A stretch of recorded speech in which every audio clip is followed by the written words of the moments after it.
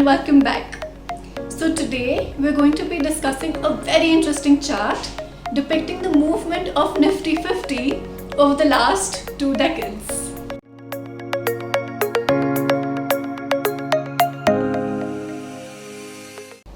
Now before we look at the chart, let's understand the concept of compounded annual growth rate or CAGR or CAGR, which all means pretty much the same thing.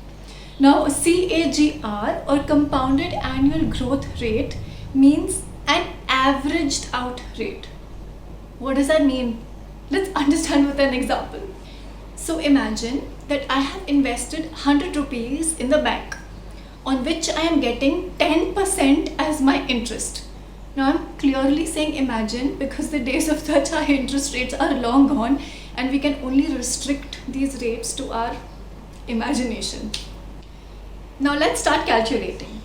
Now at the end of year 1, having earned 10% on my investment, the value of my investment is now 110, which becomes the base of my year 2. At the end of year 2, again having earned 10%, the value of my investment is now 121 and so on and so forth. Now at the end of the 10th year, the value of my investment is around 259 rupees. Simple arithmetics up till now, right?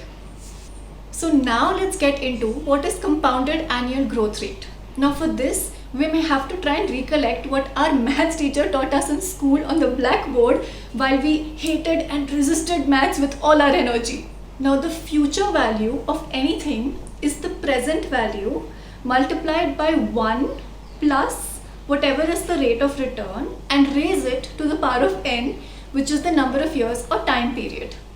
I hope this formula looks somewhat familiar. It is highlighted in the orange box.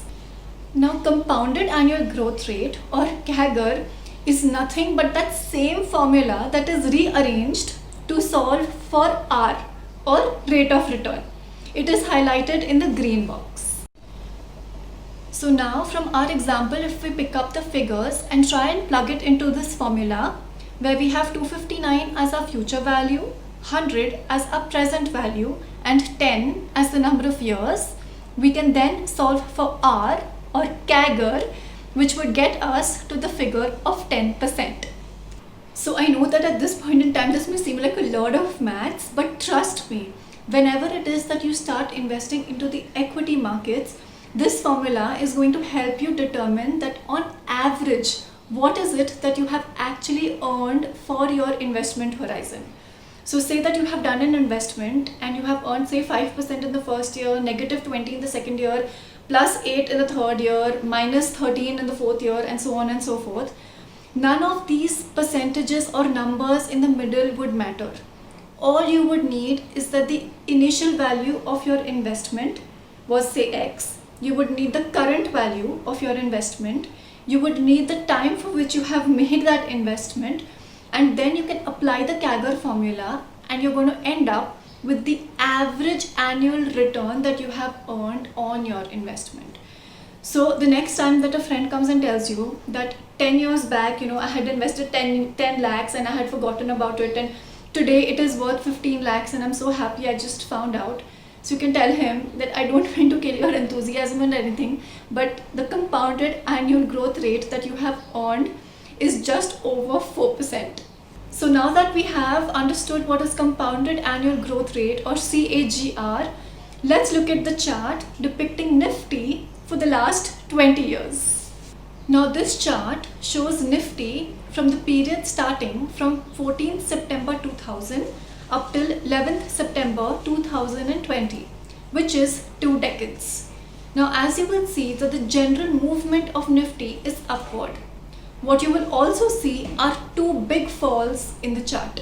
Now you will see the first fall around 2008-2009 was when the world experienced the global financial crisis. Now during this period of 1st January 2008 up till 3rd March 2009, the Nifty had lost almost 57%. Now let's look at an investor who had invested money on 14th September 2000 for a period of 10 years. Now in 2008-9, the global financial crisis occurred, but this investor did not panic. He kept staying invested, and on 13th September 2010, which is exactly 10 years after his initial investment and the time for which he intended to stay invested, he walked home with a return of 14.8%. The second big fall is due to the coronavirus pandemic and is as recent as 4-5 months ago. During this time, the Nifty lost almost 38% of its value. Now, let's take the example of the same investor who had invested in September 2010 and continued staying invested up to 11 September 2020. This investor would have then walked home with a return of almost 11%. Now, the point here is that if you decide to enter into the equity markets, be prepared to not only experience the thrill of market rallies, but also the fear and anxiety that comes with market corrections or market falls, because all of these things are in the nature of equities. So the point to take home is that if you manage to stay calm during such market corrections, you are going to end up with the possibility of much better returns. Now just imagine, with thousands of listed companies and crores of investors interacting with each other, how dynamic and vast the equity markets actually are.